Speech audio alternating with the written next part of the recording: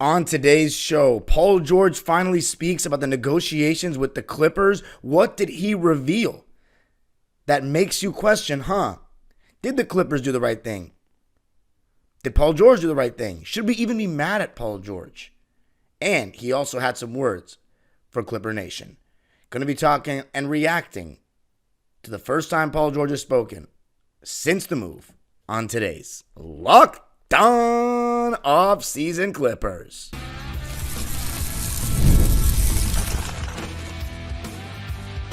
You are Locked On Clippers, your daily Los Angeles Clippers podcast, part of the Locked On Podcast Network, your team every day. Yes, sir. You are locking in with the Clips. Thank you for making Locked On Clippers the first listen of your day, your team every day. I'm your host, Darian Vaziri, born and raised in LA, and finished my 19th season as a Clipper fan just about 2 months ago. You can also follow me on Twitter and Instagram at DimeDropperPod and subscribe to my own YouTube channel, Dime Dropper, for even more LA Clipper and LA sports and NBA content. And Locked On Clippers is free and available wherever you get your podcasts, including YouTube, where I want you to comment a bunch of things. I'm going to be telling you guys to comment certain things as I talk on this episode because there are a lot of things to talk about. And before we get to them, this episode is brought to you by FanDuel, America's #1 sportsbook. Head over to FanDuel.com and start making the most out of your summer. Visit FanDuel.com/lockedon. But anyway, this episode, I said I was going to be done with Paul George and topics related to him last week. But this was just the talk of the NBA landscape on Monday. So I just had to do an episode about it. Because everybody was like, when's the next Locked On? Not everybody, but some people were like, when's the next Locked On episode going to be? Like, what do you think about this, Dime? All this stuff. So we are going to talk about everything that Paul George said in that episode. I sat through the whole thing. And it was painful, but also was really great, and that's one thing I actually did enjoy about Paul George, even though there were lines from the podcast that we constantly hold against him, and I'm going to be referring to in this episode, and it did piss us off when he underperformed and then made excuses for it on his show. But the clarity he's kind of given and the way he's opened himself up as an NBA player to a fan base, I think that's pretty special. I think that's pretty cool, to be honest. Now, the first thing I saw when I woke up in the morning on Monday was Paul George, a clip, from the episode. And it wasn't taken out of context necessarily, but I watched the full clip, the full episode anyway. But it was talking about the stages of negotiations. And remember, this is Paul George's side. We don't know if he could be lying or not, if he could be exaggerating on some numbers. We will not be able to prove that. At least I won't be able to prove that. But everything did sound pretty reasonable. So there's no reason for me to really doubt him, but let's get into the thick of it. The first thing he said was before the 2023-24 season started, so before this last season started, the Clippers' initial offer was, according to him, 2 years, $60 million. Now, before I get into that, reacting to that number, we have to remember he missed plenty of games in 2023. He didn't play in one playoff game. And in 2022, he missed 51 games. So his stock was kind of low. Mind you, he has kind of been declining, but his numbers are pretty constant throughout his 5 years as a Clipper. But when I heard that number, I was like, yo, that is a crazy low ball for today's NBA, especially a player of Paul George's worth and caliber. 2 years, $60 million is crazy. So, if that's true, Paul George has every right to just say, screw you guys, that's insulting. But however, that is how most negotiations work, is that a team will start low and then you'll negotiate till you end up on an agreement that's reasonable for both sides. But 2 years, $60 million is very low. I would have thought 2 years, $80 million or 2 years, $90 million. And Paul George said that the number kind of increased as the season went on. But that didn't necessarily satisfy him because the fact that he signed for a 4-year contract with Philly and he made it very specific that he wants the 4th year on his deal, 2 years was definitely not going to be enough. But then he claims that after he heard throughout the season that when Kawhi Leonard got what he got, he was like, oh, just give me what Kawhi has. And the Clippers refused. This was before the All-Star break, according to Paul. Now, here's the thing. That is the deal that I questioned Law Murray about when he came on the show, and I said, have the Clippers offered that deal? Because if he's saying no to the same amount of money as a guy that he has literally publicly claimed is better than him at basketball, then that's just greedy and crazy. Now, granted, go get your money in Philly if you can do it, but you're leaving behind a fan base that supported you, a place that you said you set out and said, you owe this fan base a championship. Clipper Nation, we're going to get it right. These are direct quotes. I am not really paraphrasing. Those are direct words that he said. And you came with Kawhi. We gave up the farm for you. We figured, and we showed Paul George an act of faith after he literally was awful in the bubble. Awful. He had just re-signed 2 summers before. He had 2 remaining years on his contract, and we still, after he choked, he literally played awful, the worst moment of his career, we signed him to a new deal, 5-year deal, $176 million. We did that after he had played poorly for us. I remember thinking, like, he's not a free agent. He's not even a free agent next summer. Why are we doing this? And, it did work out, and it gave us a level of, collaboration with Paul. Like, look, we trust you. Even though everybody's grilling you right now, we trust you. But Paul George did not do anything for the Clippers. If you really look at it, the only thing you can say he did for the Clippers is he played through some injuries. But he was the one that requested players. He was the one and we gave him everything. He was the one that, contradicted himself in media quotes on the podcast, and then more than anything, just underperformed very frequently. And I questioned his effort a lot and his mentality and how badly he wanted it. So that is tough to overlook. But let's put it this way. The Clippers saying no to the Kawhi money, I said many times last season that, look, the next contract negotiations, Paul George should not be getting as much as Kawhi. Just off the principle that not only are you not better than him, you have admitted that you're not better than him. So why would we pay you guys the same amount? Devil's advocate side. Well, Paul George has been more available. Absolute facts. It's not like Paul George has been insanely available, though. It hasn't been. Let's not exaggerate. But yes, that is very true. It's kind of weighing it, though, right? Like, is Paul George's extra however many games in the playoffs? I believe it's 11 more games he's played than Kawhi, than the regular season. I think Paul George has played around, I had the number, it was like 293. It was either 283 or 293 games, and Kawhi's played like 225, something along those lines. So that's a decent chunk more. But remember, Kawhi did miss a full season essentially, but Paul George only played 31 games in that season. So it's not like he made some crazy, created a crazy gap, right? And in 2020, Kawhi was more healthy, so that's something. But look, the thing is, that would be my point is Kawhi Leonard's basketball ability and the idea of if he's healthy, what he can do is greater than that of Paul George's been a little bit more available, but both of them still haven't been very available in the grand scheme of things. So he shouldn't be getting paid as much as Kawhi. I'm sorry, he just shouldn't. How much less? That's up for debate. But Paul George, after the season, so apparently he claims that when he didn't get the same offer as Kawhi, he said, nah. Right? He said, nah. Let's talk about it at the end of the season. He said, quote, and I'm quoting from the episode, he said, starting to get into my mood. I could see it bleeding into the team. Like I was disconnected. I didn't want to blank with nobody. We'll just say I didn't want to mess with nobody. I was kind of to myself a little bit. So Paul George is actively admitting that his slump and some of the stuff that happened with him in the second half of the season was because he was disinterested and kind of butthurt essentially about the contract negotiations. You admitting that, like, it's just crazy to me, man. Like, look, I think the Clippers potentially should have not extended Kawhi at a different time than Paul. I thought that was a little weird. They found an agreement with Kawhi quicker. They wanted to lock him down and say, look, we don't want to have two tough conversations in the summer. We'll just keep it at one. Kawhi's playing super well. We want to have at least one star guaranteed headlining our new arena. But that being said, I personally don't think he should have gotten extended before he showed us a fully healthy playoffs. I think whether or not the Clippers, they would have been in a tough position this summer regardless, if Kawhi had the same opportunity as Paul to opt out.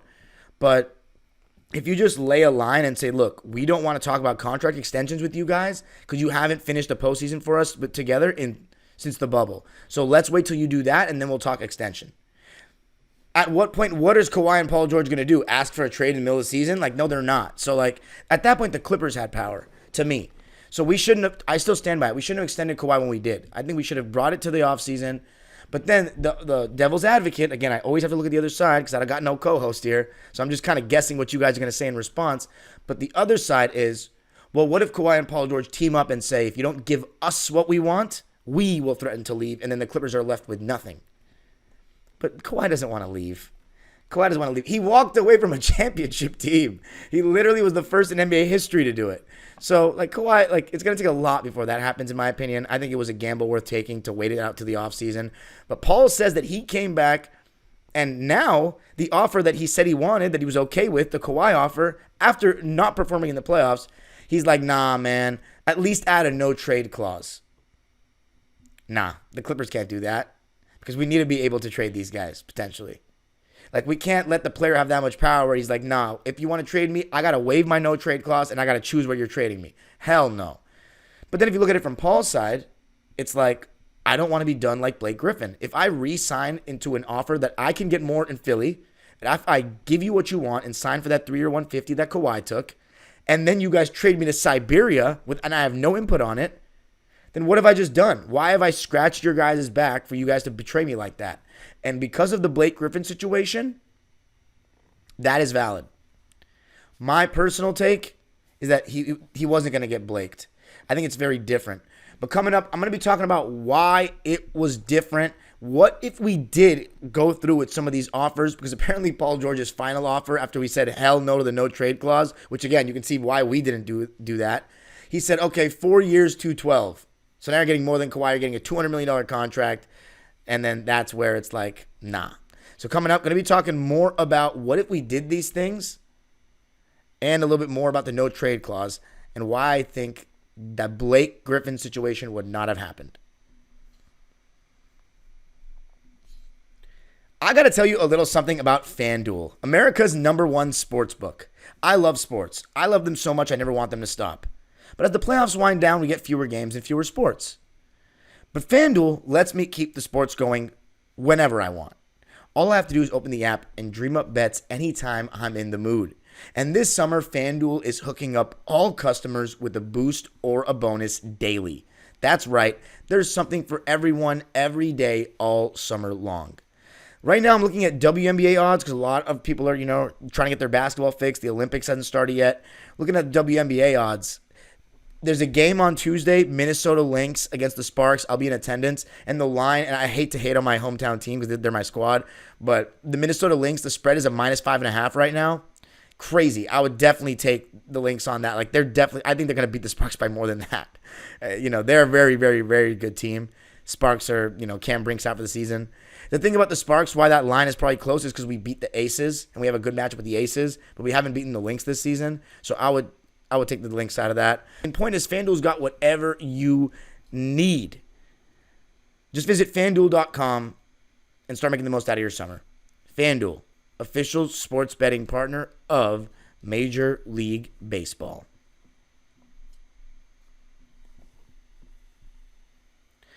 All right. So let's talk about why I think the Clippers would not have gone Blake Griffin style on Paul. And Blake Griffin was re-signed to a huge contract after we got rid of Chris Paul. And apparently the franchise sold him the world. And we're like, we're going to have made this whole presentation. And we're like, we are going to have you, that number 32 is going to be hanging in the rafters. We want you here forever. You are our guy. And then traded him to Detroit. Blake, to this day, still doesn't really mess with Steve Ballmer. Still hasn't really come back and shown love to the Clippers like that. Can you blame him? Not really. I'm sure Blake still has a lot of love for the fans and the people that he worked with, that he liked in his time here. But it's tough when you see your franchise player, for me, the greatest Clipper of all time.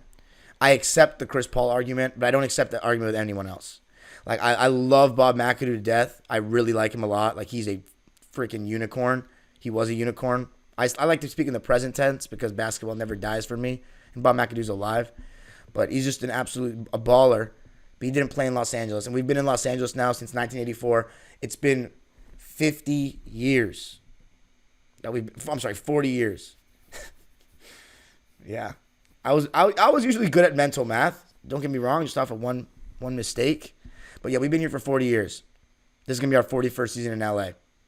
Why we didn't do any 40-year anniversary, I'm not sure. But the point is, our GOAT has to be somebody that played in LA. And Bob McAdoo, as much as I love the guy, we didn't win a playoff series as the Braves. So the GOAT has to be from LA.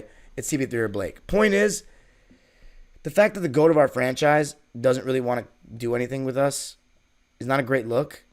If another player was done like that in a separate iteration of the Clippers, we'd be in a worse situation than the Brooklyn Nets are right now. Because the fact of the matter is, James Harden, Kevin Durant, and Kyrie Irving do not speak fondly of Joe Tsai and Sean Marks. And the Nets' best opportunity to get good again is through the draft. They're not going to attract big free agents anytime soon after the way that they dealt with those guys.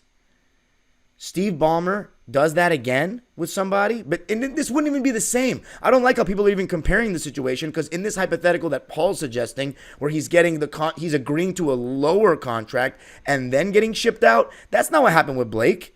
We gave Blake everything and he got shipped out, and quite frankly, we're responsible for him having generational wealth for a while. Like, he did not play up to the contract because he got injured in Detroit. So we ended up giving him what ended up being one of the worst contracts in the league that Detroit ended up taking. So yes, it was scummy for the Clippers to trade Blake to Detroit. I believe that to this day. But it's not the same what Paul's suggesting. It's not. But his concern is valid, because there were some rumors last summer about potentially trading him to Portland, and then New York talk started. But I don't know how serious those talks really were, and how close we really were to trading Paul George before having another star like Harden to be insurance for Kawhi. Because if we trade Paul George and Kawhi's left with one star, he would have been like, what the heck is this? So I don't think that would have happened. And by the way, if Paul George and the Clippers had come up short, it would have been because of Paul George and Kawhi. Blake Griffin, I mean, he wasn't going to lead us anywhere. I love him, but he wasn't going to lead us past the first round without another star. And if Blake Griffin was the best player on your team, I mean, that's not much better than Paul George being the best player on your team right now. It's really not. I love Blake Griffin too. But, you know, he was the best player on a bad Pistons team, a very average Pistons team that was the 8th seed. And he had a great season in 2019. But I just don't believe the Clippers would have done that, because some people say, you show me what you are once, that's who you are. But to me, that was, Steve Ballmer's very fresh into being an owner at that point.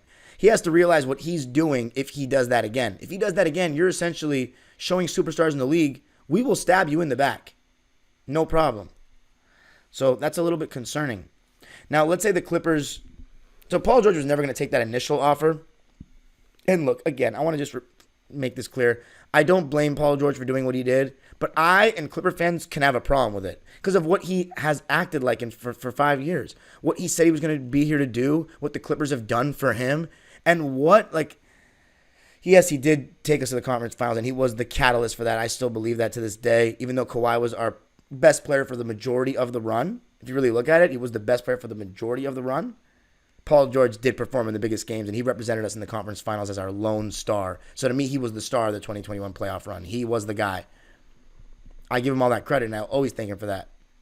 But Clipper fans have a right to be mad about him saying, again, coming in as arrogant as he was with everything we traded for him, and he makes crazy statements after that first year, but then he makes up for it, and we give him a contract before that, as I mentioned earlier. And then the last couple of years have just been a lot of excuses and a lot of playing down, like playing below your worth. And so to him to walk out like that is just crazy. Essentially, we gave you the offer that you said you were cool with, and then you came back with more like, nah, but I need a no trade clause, but I need this. It's like, bro, you got your feelings hurt because we didn't offer you the contract the same time as Kawhi. And you know what? You can argue the Clippers did bad business there. because they got him disgruntled. And that honestly bled into our season a bit. Because here's the thing. It's not like I think he can't ever play well in the playoffs again. Paul George absolutely can have a good playoff run after this, and I think he'll have at least one in Philly. I just don't think he's going to win a championship. But let's say we did the no trade clause thing. I think it would have been a disaster because then you're just giving the player too much power. So I think we did the right thing. Should we have done 4 years, 212? Absolutely not, because then you're getting under the, over the second apron. So, that's I don't think the Clippers could have done much differently except for waited till the summer to talk about extensions with Kawhi and Paul.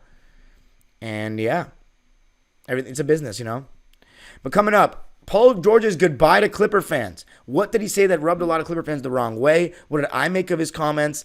The departure of Daniel Tice and what that means, and Paul George clarifying or trying to clarify his comments about playing the right way. Going to be talking about that coming up.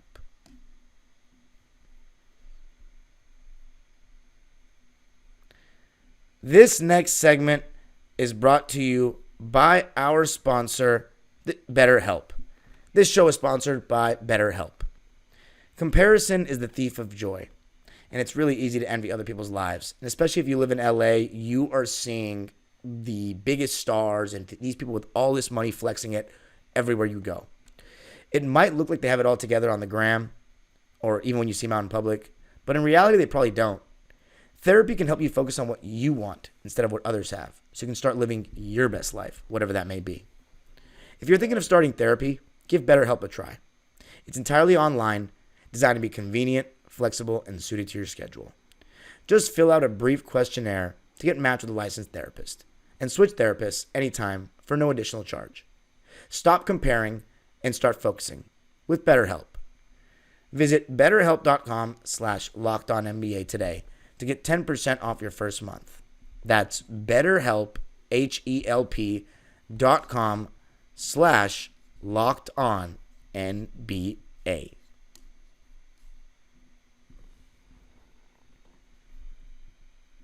All right. So before I talk about what Paul George said in terms of his goodbye to Clipper fans, I want to talk about his comments about playing the right way. He clarified those comments, and he said that people, like myself essentially, that criticized his, it's not even about winning a championship, it's about playing the right way comments. He's like, people won't take it out of context. Like, people that have too much time on their hands take it out of context. Like, of course I still want to win a championship, and that's the number one goal in my career. But I still want to play the right way. The Boston Celtics won the championship because they played the right way. This is what he said. Playing the right way matters. What is playing the right way? Why are you not telling us what that means? Is it because, again, this all seems to me, and everyone's going to say I'm a hater, but this all seems to me like James Harden criticism. Like, it's because you didn't have a problem with the way he played before, but you had a problem with the way you were used with Glenn Rivers.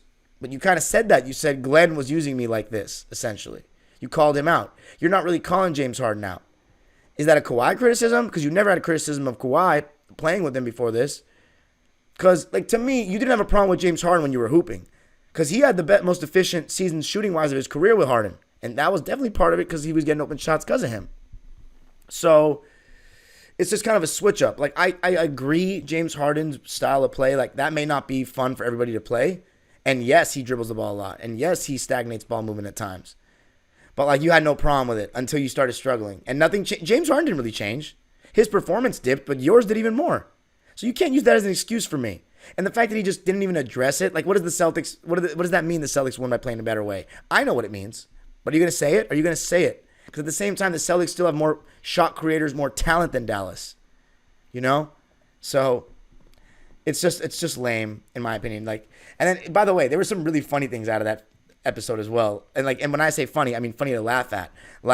First of all, Dr. J, I give him a lot of credit. To have a franchise legend that's still recruiting for a team. I know there's a lot of franchises that have that, but Dr. J is major. For him to be still doing that, that's crazy. So salute to him and the Sixers organization for that. But I think it was funny that Paul George mentioned that Doc said, when we got Moses in '83 after falling short so much, he was the missing piece. You're the missing piece, as a selling point. And yeah, that's powerful when Doc's telling you that. But I'm just laughing because Moses Malone. Moses Malone was an MVP of the NBA. Like you guys are like that 1983 Sixers team. That's one of the most stacked team in the history of the league. They should get more like comparisons to that 2017 Warriors team. You made it to the finals 2 out of the last 3 seasons, and you replaced Caldwell Jones with Moses Malone. You got one of the best players in the league added to a team that was going 6 games in the finals. Like that was essentially like the Warriors adding KD. Like for real. Like I don't know exactly where Moses Malone's standing in the league was at the time, but he was easily a top 10 player. So I just think I love Dr. J. He's doing his job as a recruiting guy, right? As a recruiter. But it's just comical how that's going to age to me. There's no way these guys are winning a chip. But if they do salute, like I'll accept my L. I'm not going anywhere. But by the way, his goodbye, right? So he started off by talking about the moment he felt most like a Clipper. And obviously that was 2021. And man, I have to say, definitely it was a little emotional to hear it. Like it was sentimental for me. Like, yeah, we all loved you at the time in 2022. The George jerseys were all over Staples Center. And if you asked Clipper fans, some of them were saying Paul George is the greatest Clipper of all time. And I wasn't even pushing back. I was like, you know what? I said whoever leads us past that second round curse is going to get that benefit. And he was the guy in those 2 games that did that. Now, it is a little bit iffy because he wasn't the best player for the whole run. So it's a little interesting. It's not like he led us the whole time. But those 2 games are massive, right? And he deserves a lot of credit for that. The most in my eyes. Now, I agree with, like, that was cool to hear and stuff. But the main thing was, he did say thank you. But he also said something along the lines of, like, you know, if you're still a Clipper fan, even though the Lakers exist, like, props to you. Like, how could you still be a Clipper fan? But I personally don't think he meant it in, like, you guys are losers, because that's how Laker fans spun it, and some Clipper fans were like, he's dissing us. To me, it was more like, the fact that you guys have put up with all this and you're still a Clipper fan is amazing. So, I salute him for that. I appreciate that from Paul. My last thing is Daniel Tice is going to the Pelicans. It's sad to see that. I love Tice. I think he should have gotten playing time over Plumlee in the playoffs. But it is what it is. Salute to him. Would have been good to have him back for insurance. But hey, Team Mo Bamba and Kai Jones. But let me know what you thought of the episode, guys. Let me know indeed. Crazy Paul George's comments. Let me know about all the comments, everything you thought. You can follow me on Twitter and Instagram at DimeDropperPod. Subscribe to my own YouTube channel, Dime Dropper, for even more Clipper content. And subscribe to the YouTube and hit the notification bell. What do you think of Paul George? Crazy. The age-old proverb continues. More episodes coming this week on our new players. The age-old proverb continues. Go Clippers.